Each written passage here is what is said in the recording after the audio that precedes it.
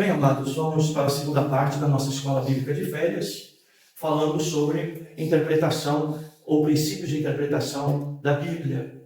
Sempre destacando que a Bíblia é divina e humana, pois jamais a profecia teve origem na vontade humana, mas homens falaram da parte de Deus, impelidos pelo Espírito Santo. Amém, queridos? Bem, esse texto de 2 Pedro 1:21, irmãos, é a base para um resumo de tudo aquilo que nós já falamos aqui sobre interpretação da Bíblia. Veja, se nós temos aqui uma ideia, né, de um texto bíblico, tá?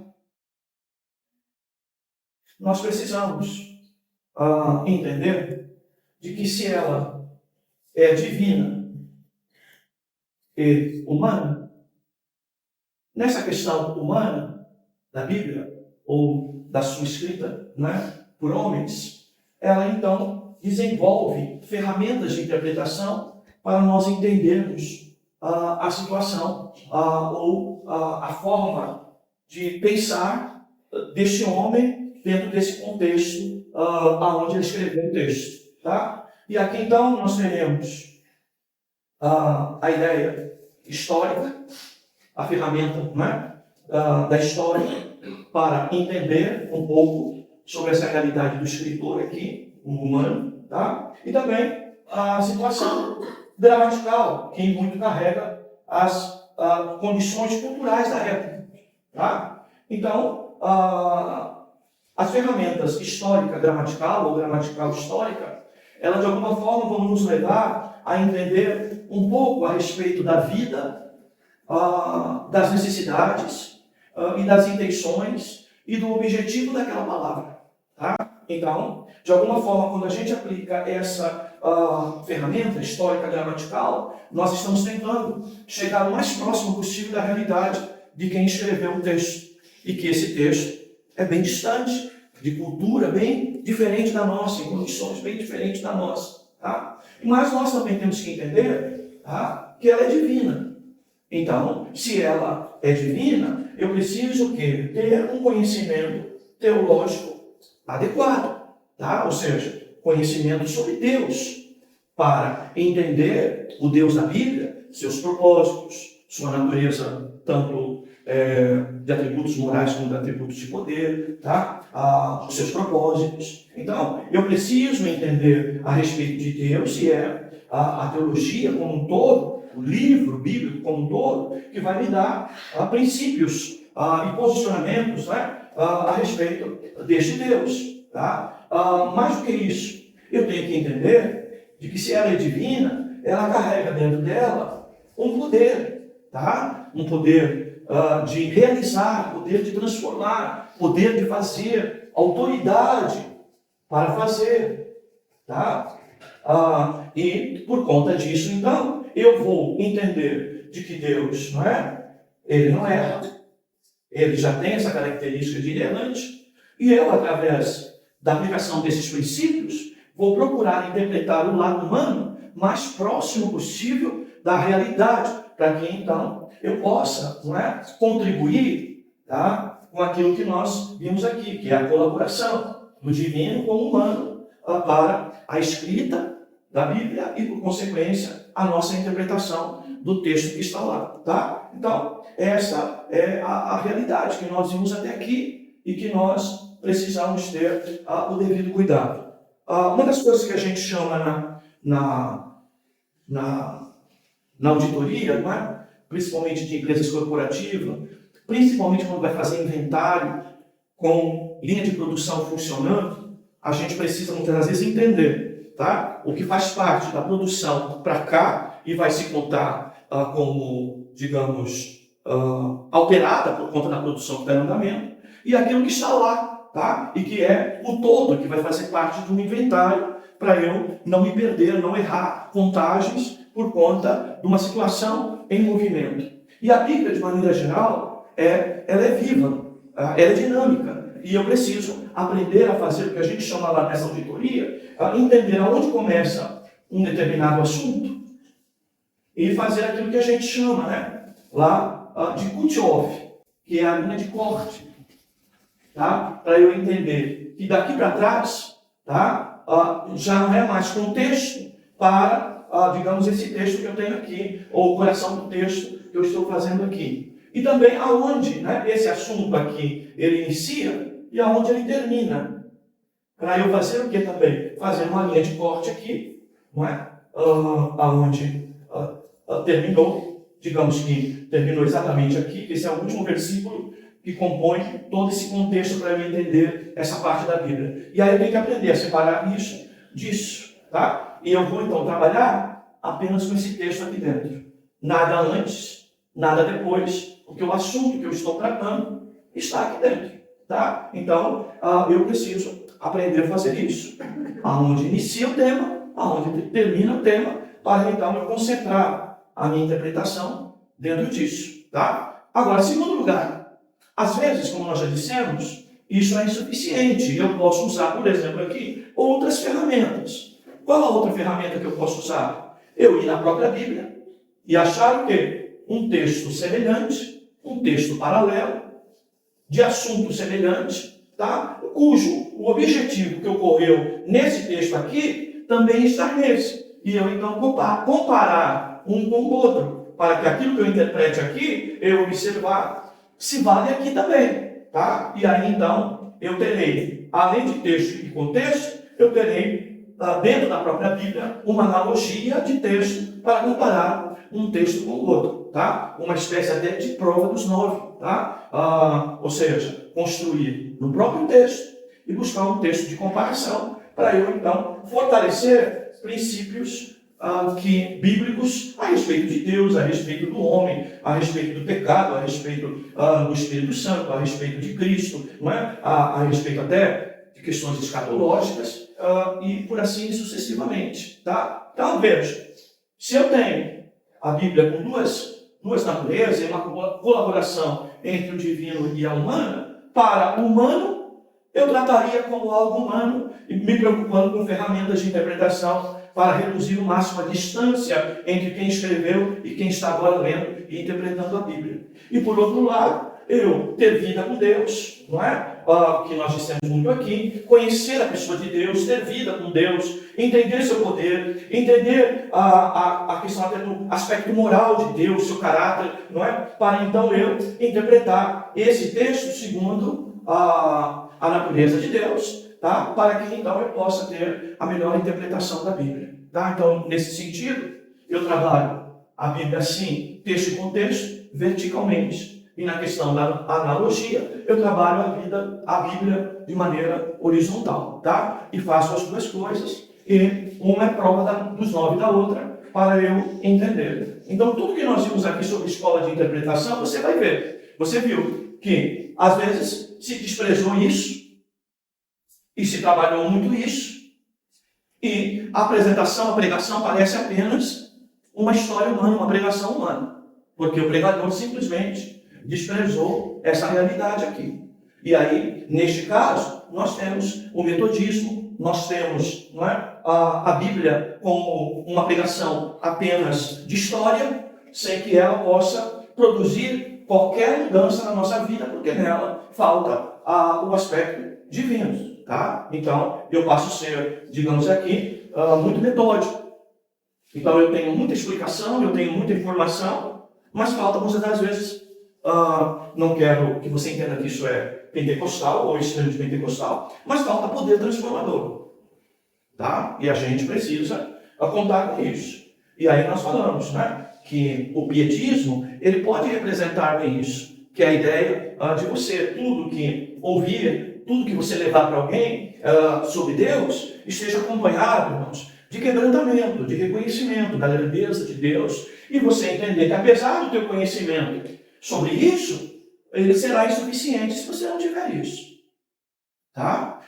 E nós podemos também ter o inverso.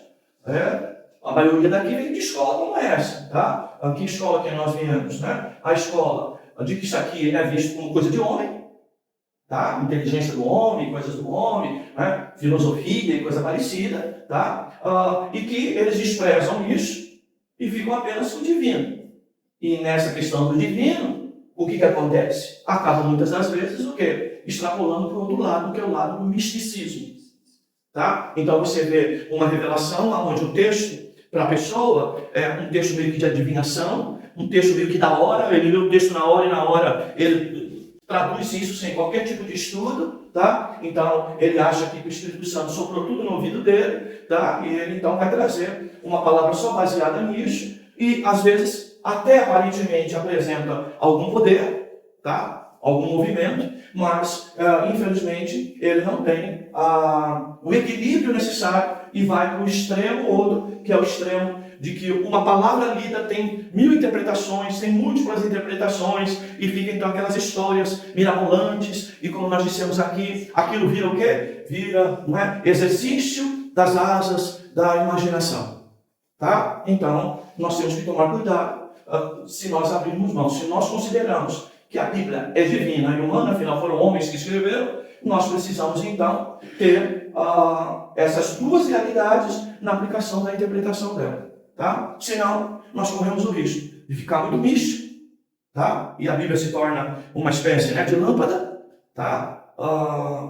De uma coisa momentânea, de imaginações que muitas das vezes devagam, o pregador devaga, ou nós caímos no perigo, tá? De termos só informação, só informação, só informação, só informação, mas isso é o lado humano. Tá? Digo informação histórico-gramatical, mas isso é apenas resgatar a cultura e o contexto de quem escreveu. Tá? Mas nós precisamos, então, ter as duas. Tá? Nenhuma delas é dispensável. Esta aqui vai nos ocupar tanto tempo de ocupação e preocupação na hora de pesquisar, na hora de buscar informação, como esta aqui vai nos ocupar tempo de vida com Deus, com oração, com preocupação, digamos, de piedade, ligada mais à vida espiritual, e nós teremos, então, que cuidar disso aqui também. Tá bom, irmãos? Então, 2 Pedro 1,21, é mais ou menos isso na prática da interpretação, é isso que estamos falando. Lembrar sempre que a Bíblia é plenária e não parcial, ela é toda inerrante, ela é toda a palavra de Deus, ela é dinâmica e não mecânica, há cooperação, ela é verbal e não apenas conceitual, o pensamento é uma palavra antes dela ser expressa, e ela é sobrenatural, por meio dela que Deus gera os seus filhos. Bem, nós vamos então para a parte prática. Eu vou ter que ser bem sucinto, que é João 11, tá? Pedir graça de Deus aqui para a gente não se perder muito no horário. João capítulo 11. Para responder essa pergunta aqui, qual a ressurreição citada por Jesus nesse texto que envolve o caso de Lázaro? De que ressurreição está se falando? De Lázaro, que estava ali, né, a alguns quilômetros na sepultura, morto fisicamente. De Lázaro, ou de Lázaro principalmente, ressuscitando no último dia, tá? Como que aquele que dorme no Senhor e que vai ressuscitar no último dia para a salvação eterna ou para a eternidade. Então veja o texto de João 11, 25 e 26. Jesus declarou: eu sou a ressurreição e a vida. Quem crê em mim, mesmo que morra, viverá. E todo aquele que vive e crê em mim, jamais morrerá. Crês nisso? Então, quem é Jesus? E quem é Jesus ao citar: eu sou a ressurreição e a vida, e quem crê em mim, mesmo que esteja morto, viverá? Ou aquele que vive e que crê em mim, jamais morrerá? De que fé é essa?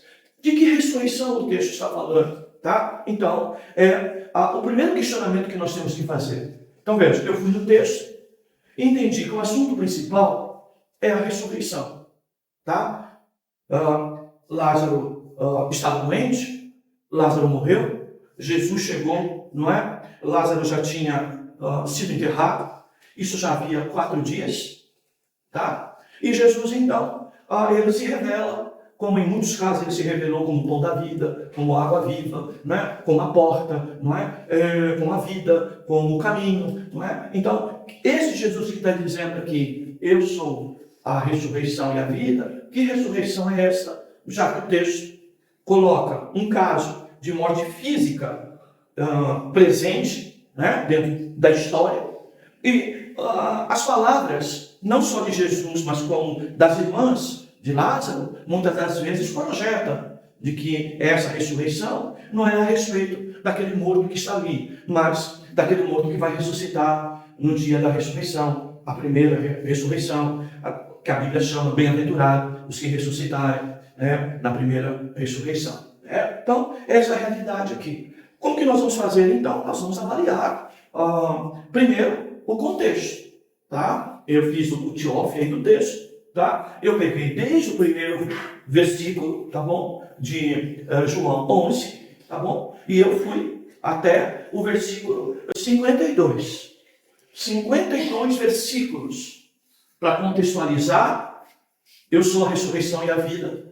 Os dois versículos de João 11, 25 e 26. Então, usei 52 versículos para interpretar 2 versículos e a pergunta que eu fiz para o texto.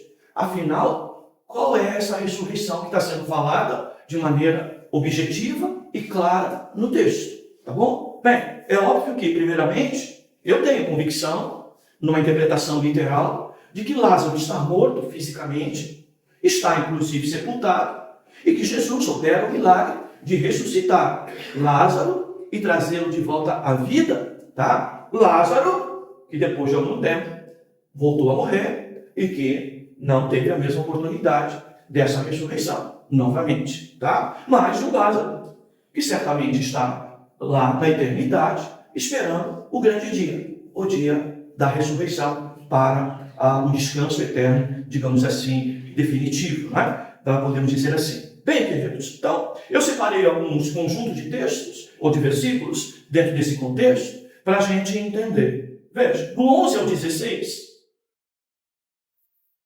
do 11 ao 16, diz assim: e tendo dito isso, acrescentou, nosso amigo Lázaro adormeceu, mas vou despertá-lo do sono. E os discípulos lhe disseram, Senhor, se ele está dormindo, então ficará bom. Jesus havia se referido à morte de Lázaro, mas eles entenderam que ele falava de sono. Então Jesus claramente disse, Lázaro morreu. Tá? Então, no primeiro momento, o que pode acontecer? Tá? Aqui, então, nós vemos que Lázaro adoeceu, fala de que Lázaro morreu, tá? E fala o texto também de que se Jesus estivesse presente, certamente, não é? Lázaro não havia morrido. Há também no texto uma espécie de, digamos assim, de esperança. Mas veja, o importante do texto aqui em relação à ressurreição é o seguinte: todas as vezes que a Bíblia fala sobre sono e alguém dormindo, principalmente doutrinariamente, a Bíblia está falando da ressurreição final. Os que dormiram em Cristo, né? O texto de Paulo, né? 1 Tessalonicenses 4, né? Então Jesus, Paulo escreve de que aqueles que dormiram no Senhor ressuscitarão primeiro, e nós que estivermos vivos seremos transformados e todos estaremos no Senhor. Veja, quando você lê sono aqui, se você não tomar cuidado, parece que de maneira determinada e pontual, Jesus está falando da ressurreição do último dia. Porque a palavra sono aqui significa isso. Mas a mesma palavra sono para os discípulos significava dizer um sono literal, de que Lázaro estaria realmente dormindo, tá? E tirasse um bom tempo de soneca, não é? E de que simplesmente era como nós pela manhã chamamos os nossos filhos, ou o despertador toca e a gente levanta de um sono natural para continuar a nossa vida. Teve quem entendeu esse sono sobre isso, tá? Mas Jesus logo em seguida, ele disse, tá? Jesus disse claramente, Lázaro está morto. Então, Jesus está dizendo aqui o quê? Que se referir a sono significa dizer que chamar o morto à vida de volta, ou chamar alguém que está dormindo, sacudir e chamar essa pessoa para ela acordar, para Jesus é a mesma coisa. Ele tem poder, tanto como nós temos de ir lá e chamar alguém e alguém levantar que está dormindo, o simples fato da gente estar acordado para acordar alguém que está dormindo. Mas Jesus, aqui no texto, ele quer dizer simplesmente de que ele tinha poder para trazer Lázaro à vida, como qualquer pessoa poderia trazer alguém do sono para acordar. Tá, queridos? Então, veja, a palavra sono aqui, ela projeta muitas coisas. E neste caso aqui, o sono está se referindo, é óbvio, à morte física, de que Jesus teria o mesmo poder para trazer Lázaro, como acordar alguém que estivesse dormindo. Tá? Então, nesse primeiro texto aqui, nós temos a morte física de maneira contundente sendo expressa, apesar do sono poder nos conduzir perigosamente para uma ideia não errada, mas que o texto não está dizendo. É isso que você precisa entender. Pastor, eu estou errado. Você não está errado, mas não é isso que o texto está dizendo. Tá? Então, o texto está dizendo sobre morte física. Tá? Nessa parte aqui. Agora vamos lá para o 21 ao 27. Verso 21 ao 27. E Marta disse: Senhor, se estivesse aqui, meu irmão não teria morrido. Tá? Mas sei que mesmo agora, Deus te concederá tudo quanto pedires. E Jesus lhe respondeu: teu irmão ressuscitará. E então, diz Marta, responde Marta então, 24, né? Sei que ele ressuscitará na ressurreição do último dia. Jesus declarou: eu sou a ressurreição e a vida. Quem crê em mim, mesmo que morra, viverá. Tá? E todo aquele que crê e que vive e crê em mim, jamais morrerá. Crê nisso? 27 respondeu Marta: sim, Senhor, eu creio que tu és o Cristo, Filho de Deus, que devia vir ao mundo. Bem, de novo você vai ver um texto que apresenta suas dificuldades. Tá? A primeira, então, tá, é essa. Marta lamentando o fato de que Jesus não estava presente quando Lázaro ainda estava vivo. Tá? Então, o texto nos traz essa ideia de maneira bastante forte. O 21, se tu estivesse aqui, meu irmão não teria morrido. Marta, então, está falando de morte física. Mas sei que mesmo agora, Deus te concederá tudo o que lhe pedires. Bem, você lê esse versículo, se tudo que Jesus pedir, o Senhor Deus, o Pai, lhe concederá, então a ideia é que ela estaria dizendo que se Jesus pedisse ao Pai que ressuscitasse Lázaro ali agora fisicamente, ele o faria. Mas, na seguida, ela vai se contradizer. No 23, Jesus respondeu: teu irmão ressuscitará. De que Jesus está falando? Marta agora, diante da colocação de Jesus, já sai do campo da morte física e vai para a morte espiritual, morte eterna, melhor dizendo. Aí ele diz lá, não é? Ou a ressurreição eterna. Então ele diz lá, 24. Disse-lhe Maria: sei que ele ressuscitará na ressurreição do último dia. Ou seja, para Marta, era mais ou menos o seguinte: tudo que tu pedir a Deus, o Pai vai te conceder. Mas trazer alguém da morte para a vida, isso ele não vai fazer. Tudo menos isso. Porque quando o assunto é a ressurreição, ela não se reporta. Mas a morte física, ela apenas diz que se Jesus tivesse, ainda quando Lázaro estava vivo, ele não morreria. Mas agora morto, resta a ele o quê? Esperar a ressurreição do último dia. Tá? Então veja, o texto aqui de novo começa a fazer trocadilhos. Mas do que Jesus está falando? 25, depois de cima da fala de Marta, Jesus declarou: eu sou a ressurreição e a vida. Quem crê em mim, mesmo que morra, viverá. E todo aquele que vive e crê em mim, jamais morrerá. Crê nisso? Aí, Marta de novo, né? Ela vai mudar o assunto e ela vai dizer: se é um negócio de crer, eu creio sim que tu és o Cristo, o Filho de Deus, que deveria vir ao mundo. Mas, mais uma vez, apesar de declarar, não é, aquilo pela qual Jesus veio se revelar às pessoas, ela ainda tem dificuldade em associar a ressurreição de Lázaro como algo para aquele momento, para aquela realidade. Tá? Então, essa é a ideia aqui. Então, de novo, você vê. Tá? Então, o que o texto quer dizer? Olha, o texto quer dizer, tá, aquilo que está escrito. Tá? E, literalmente. Tá? Mas, vamos seguir aí para construir o nosso pensamento. 32 ao 44. Ele vai dizer: ao chegar ao lugar onde Jesus estava e vê-lo, Maria, não mais Marta, mas Maria lançou-se a seus pés e disse: Senhor, se estivesse aqui, meu irmão não teria morrido. As duas.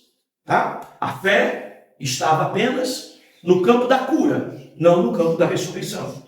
Ao vê-lo chorando, e também os judeus que o acompanhavam, Jesus comoveu-se profundamente no espírito e abalado, perguntou-lhes: onde o puseste? Responderam-lhe: Senhor, vem e vê. Aí Jesus chorou. Então os judeus disseram: vede como o amava. Mas alguns entre eles disse: será que ele que abriu os olhos ao cego não podia também ter evitado que este homem morresse? De novo, a ideia é condicionada a essa condição de morte, apenas de cura e não de morte, não de ressurreição sobre a morte física. 38. Jesus, comovendo-se profundamente outra vez, foi ao sepulcro, que era uma gruta, com uma pedra na entrada, e disse: tirai a pedra. Então Marta, irmão do morto, disse-lhe: Senhor, ele já cheira mal, porque já faz 4 dias. Jesus respondeu: não te disse que se creres, verás a glória de Deus? Então tiraram a pedra. E Jesus, levantando os olhos ao céu, disse: Pai, graças te dou, porque me ouviste. Eu sei que sempre me ouves, mas por causa da multidão que está aqui, é que assim falei, para que creiam que me enviaste. 43. E tendo dito isso, exclamou em alta voz: Lázaro, vem para fora. E o que estivera morto saiu, com os pés e mãos atados, com faixas, e o rosto envolto num pano. E Jesus lhe disse: desatai-o e deixai-o ir. Bem, queridos, então, toda a sequência do texto aqui traz a realidade, tá? Assim, de forma bem objetiva, de que, apesar da conversa ir para o campo da ressurreição do último dia, para a salvação eterna, tá? Jesus, na verdade, estava falando ou trabalhando e fez isso para operar uma ressurreição física. Tá? Bem, e aí, qual a grande pergunta? Qual a ressurreição citada por Jesus, neste caso de Lázaro, quando ele diz no texto: eu sou a ressurreição e a vida, quem crê em mim, ainda que morra, viverá, e todo aquele que vive e crê em mim, não morrerá eternamente. Crês isso? De que ressurreição ele está falando?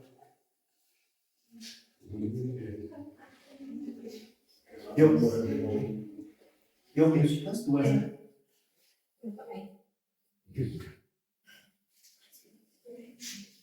Claro, está falando das duas.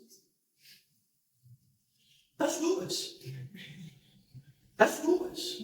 É que uma, por ser imediata, parece que nós temos a tendência de achar essa a mais extraordinária. Mas não é. A mais extraordinária é a eterna. Porque na primeira, ele ressuscita e volta a morrer fisicamente. Mas aquela do último dia, nós ressuscitaremos para termos uma vida eterna, sem qualquer interrupção, e nas três áreas: corpo, alma e espírito. Então, na verdade, o que Jesus está fazendo? Usando uma pedagogia sobre a ressurreição de um morto fisicamente, para falar de um assunto distante, cuja fé muitas das vezes tem dificuldade de alcançar, mas não é o caso de Marta e Maria. Marta e Maria, todas as vezes que se refere à ressurreição do último dia. E é difícil ver nas páginas dos evangelhos alguém com tanta convicção de eternidade como essas duas. Porque a maioria das vezes as pessoas sempre buscavam Jesus confiando no quê? No físico, no imediato.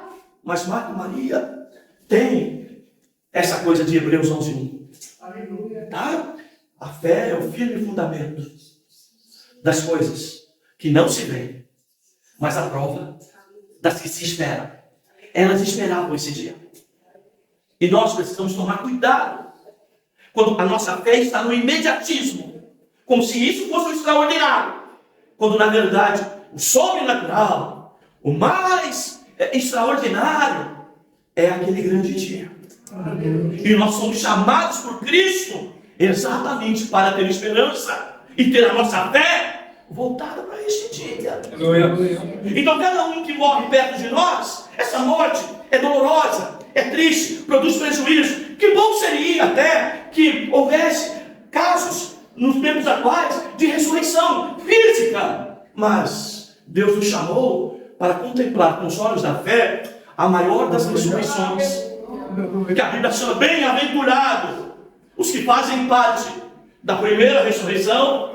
Aleluia. Porque esses não viverão o castigo da segunda morte, que é a morte eterna. Aleluia. E é essa que tem que ser a nossa esperança.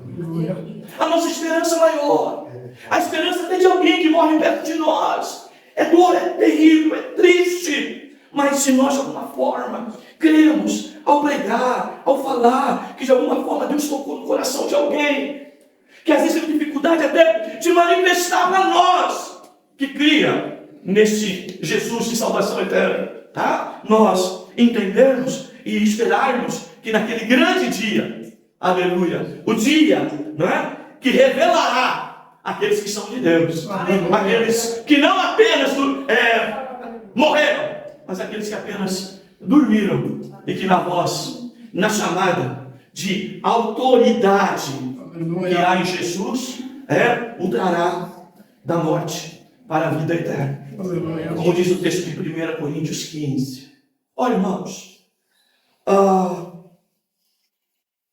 é difícil a gente acompanhar alguém, irmãos, por muito tempo, pouco tempo, que está em estado de aniquilamento físico permanente, de estar com uma enfermidade que está matando a pessoa, às vezes devagarzinho, às vezes muito rápido. A tristeza que é tudo isso.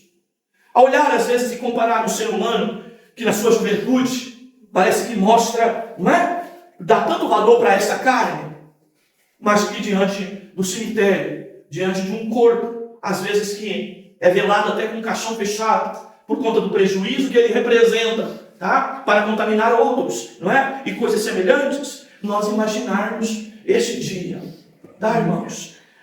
Se nós até olharmos a Bíblia como um todo e lembrarmos de textos interessantes, né? Como o próprio texto de 1 Coríntios diz, 1 Coríntios 15 diz, que naquele dia a morte será vencida. E ele está falando da morte física em 1 Coríntios 15. Está falando de morte física, dizendo que esse é o último inimigo a ser vencido. Tá? Quando nós, mesmo tendo sido mortos, mesmo tendo sido enterrados, mesmo com poucos dias, muitos dias ou muitos anos, representarmos uma vida que se deteriorou totalmente fisicamente lá no cemitério, mas que aquele dia o poder de Deus, aleluia, de trazer a vida, nos trará de volta a vida e dizer que o que é corruptível, aquilo que se destrói, aquilo que se acaba, aquilo que vai se deteriorando, sabe? Nós naquele dia, tá, irmãos, receberemos um corpo, irmãos, incorruptível. Aleluia. Nós que temos idade, e vamos lendo, talvez a nossa energia é embora. Eu às vezes lá em casa fico admirado, porque às vezes o Luquinha tá lá, tá naqueles dias que parece que colocou aquela pilha, né? Que não acaba. Vai pra piscina, vamos jogar bola, não é? Vamos brincar de pega-pega, vamos esconde-esconde, e passa o dia todo correndo pra lá, pra cá, chega uma hora da noite, você põe a jantinha, você fala, agora desliga. Desliga nada. E a Bíblia, quando se refere, os que esperam no Senhor, renovarão as suas forças. E nós temos a tendência de olhar esse texto e olhar só para o imediato. Não. Não é só para o imediato. Nós temos que olhar para aquele grande dia, aonde os velhos terão mais força do que os jovens, ou terão força semelhante aos dos jovens. Por quê? Porque nós nos revestiremos daquilo que mata a nossa energia, a nossa força, a nossa vida, que é o pecado. E essa velha natureza então será transformada numa nova natureza. Numa natureza incorruptível. Então aquela ferida, aquela dor, não é? Aquela enfermidade, aquela morte terrível que eventualmente alguém pode ter, ela será totalmente superada. E então levantaremos num corpo, aleluia, em que não poderemos mais viver essa mesma realidade, porque Ele nos dará um corpo semelhante ao dele. Aleluia. Essa é a nossa esperança.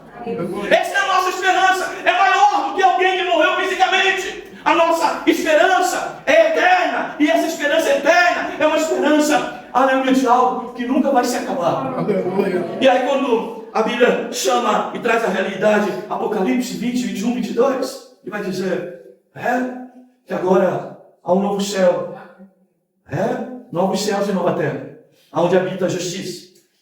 E ele vai dizer, olha, lá não haverá mais dor, não haverá mais lágrima, não haverá mais velório, não haverá mais doença, não haverá mais tristeza, não haverá mais decepção, não haverá mais a ideia de separação, não vai ter mais nenhuma ideia como essa, aleluia, porque, aleluia, já existe, aleluia, uma nova realidade para aqueles que são de Deus, aleluia, bendito seja o nome do Senhor. E sabe, amados, essa realidade que você vai ver no texto, tá? Pessoas chorando, Jesus chorando. Jesus, então, na sua alma, e a gente tem tendência de ver Jesus abalado, muito lá no Calvário, mas aqui Jesus está vendo isso, e ele também chora, e diz o texto, talvez o versículo mais curto da Bíblia, que é 11:35, Jesus chorou, e a grande pergunta, Jesus chorou por causa de quê? Sim, Jesus chorou por causa da morte, Jesus chorou por causa dessa realidade, dessa dor terrível, de separação, do fim, não é? Para aqueles que são materialistas, por exemplo, é o fim. Mas para nós, não. Para nós, como diz a própria Bíblia, é necessário que a semente morra para que nasça uma árvore. Aleluia, aleluia, bendito seja o nome do Senhor. E sabe que o texto vai revelar, amados, uma profundidade. Por que Jesus chorou? A maioria dos intérpretes vão dizer, Jesus chorou não por causa da morte de Lázaro, porque ele não é hipócrita, ele sabia que ia ressuscitá-lo já. Jesus chorou, por quê? Por causa do efeito do pecado sobre a raça humana. Jesus chora aqui para mostrar para mim e para você que ele é um sacerdote também humano. E como humano, capaz de sofrer, mesmo sendo Deus, todas as dores e tristezas que nós vivemos. Aleluia. Ele não é um sacerdote incompassível. E por que ele não é? Porque ele é capaz de sentir as mesmas coisas, as mesmas tristezas, as mesmas dores. E ali, queridos, ele chora por causa disso. Sabe? Da consequência de que o pecado trouxe a morte, a doença, um envelhecimento, que representa caminho em direção ao fim da existência física e coisa parecida, sabe? Toda essa ideia está embutida aí. E Jesus então se apresenta assim, mas muito mais do que isso. O texto vai falar de algo que ele precisava passar para que a ressurreição do último dia pudesse acontecer. Para que eu realmente, naquele último dia, tivesse esperança, sabe, amados, de ter esse revestimento do incorruptível, do revestimento da imortalidade e viver para sempre. E aí o texto segue. E aí você vai ver a causa disso. Ele diz lá, 45. Muito dentre os judeus que tinham ido visitar Maria, vendo o que Jesus fizera, creram nele. Mas alguns deles foram procurar os fariseus para contar o que Jesus fizera. Então os principais sacerdotes dos fariseus reuniram no Sinédrio e disseram, que faremos? Este homem está realizando muitos sinais. 48. Se o deixarmos em paz, todos vão crer nele. Então os romanos virão e tirarão tanto o nosso lugar como a nossa nação. E um deles, porém, chamado Caifás, sumo sacerdote naquele ano, disse-lhes, vós não sabeis de nada. 50. Nem considerais que é melhor para vós que morra um só homem pelo povo, e que não pereça a nação toda. Mas ele não disse isso por si mesmo. Pelo contrário, sendo um sumo sacerdote naquele ano, ele profetizou que Jesus ia morrer pela nação. E não somente pela nação, mas também para reunir como um só povo os filhos de Deus que estão dispersos. Jesus chorou, sabe por quê? Porque o maldito pecado, mesmo sem ele ter, ia jogar a consequência do pecado de todo mundo sobre ele. E ele então teria que enfrentar a cruz e morrer. E aquele então sumo sacerdote profetiza. Isso aqui não vem do homem, vem do próprio Deus. Sabe, Jesus chorou diante da morte, da consequência do pecado, porque ele seria o sacrifício pelos nossos pecados. Ele morreria pelo meu e pelo teu pecado. Aleluia. E isso, como ser humano, ele passaria dores e tristeza. Mas como diz o texto, ele diz lá, vocês não sabem de nada, nem considereis que é melhor para vocês que morra um só homem pelo povo e que não pereça a nação toda. Mas ele não disse isso por si mesmo, pelo contrário, sendo sumo sacerdote, naquele ano profetizou que Jesus iria morrer pela nação, e não somente pelos judeus, mas também para reunir com um só povo os filhos de Deus que estão dispersos, judeus e gentios. E agora então, nesse texto nós podemos dizer, o Jesus, então, dentro desse contexto, está falando também de sua morte e também da sua ressurreição, para que ele, por sua morte, pudesse nos dar o direito, aleluia, de ter essa esperança que eu e você temos, que naquele dia ressuscitaremos na primeira ressurreição para viver a vida eterna para sempre com ele. Aleluia, aleluia. De que ressurreição Jesus está falando? Das duas de novo, da dele próprio. Ele vai ressuscitar, não como Lázaro, mas no tempo de Lázaro, para ser a primícia dos que dormem. Aleluia. Para que através disso nós possamos ressuscitar naquele grande dia. Quando o texto diz, se sois filhos, sois herdeiros também, herdeiros de Deus e co-herdeiros de Cristo. Se Cristo herdou um novo corpo através da ressurreição, nós também, junto com ele, receberemos corpo semelhante ao do Senhor Jesus para vivermos eternamente. Amém, queridos? De qual ressurreição ele fala? Das duas. Da mesma forma que ele falou para aquele homem. O que mais é peixe? Para aqueles homens que murmuravam. Quando ele diz, filho, teus pecados estão perdoados. Quem pode perdoar senão Deus? Quem pode perdoar senão Deus? Para que saibais que o Filho do Homem tem poder, aleluia, na terra, para perdoar pecados, eu digo para ele, levanta e anda, aleluia. Porque para Jesus não há nada difícil, aleluia. Para ele não há impossível. Mas o mais importante para nós aqui, irmãos, é não ficarmos no imediatismo da bênção de hoje, da bênção de amanhã. A nossa maior expectativa é aquele grande dia. E nós estamos aqui crendo nele, com a esperança que isso se realize em nós. Mas, fica tranquilo, se isso é a nossa expectativa maior, ele pode nos curar aqui. Ele pode nos dar mais anos de vida aqui. Ele pode nos tirar, às vezes, de uma enfermidade terrível. E para a glória de Deus, eu disse para a glória de Deus. Não é porque é bonitinho, porque eu sou bonitinho, não. É para a glória dele, para que ele seja manifesto no meio de mais pessoas. Ele pode fazer tantas outras coisas já. Aleluia. Mas nós não podemos perder a esperança de lá. Qual ressurreição ele fala? Das duas. Não há maior e menor para Deus. Tá bom, queridos? Deus os abençoe, queridos. Aleluia.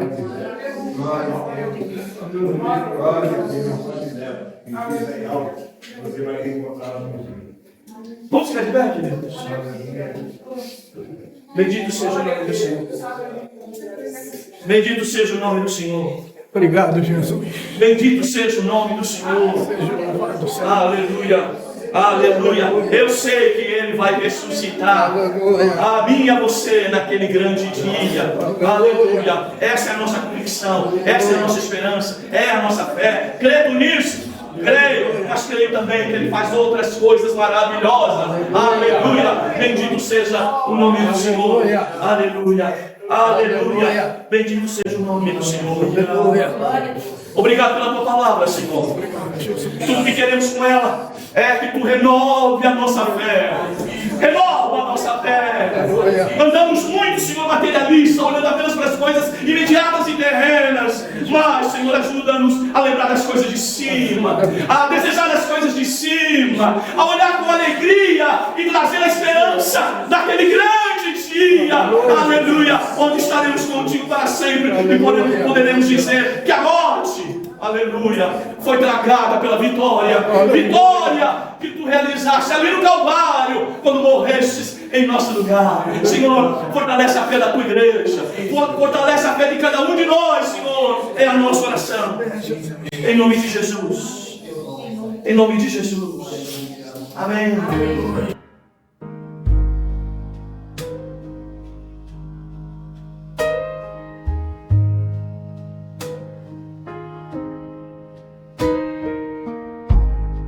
Eu trouxe minhas promessas, meus planos, minhas versões.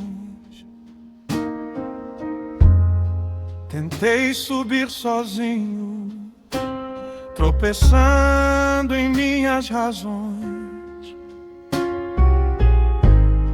Carrego culpa antiga, tão pesada em minhas mãos. Até sentir teu toque, desarmando meu coração. Tua graça me achou na escuridão, me tomou pela mão, me pôs de pé. Tua cruz desfez o peso, a acusação. Só tu, Jesus, podes me salvar. Só tu, Jesus, podes me salvar.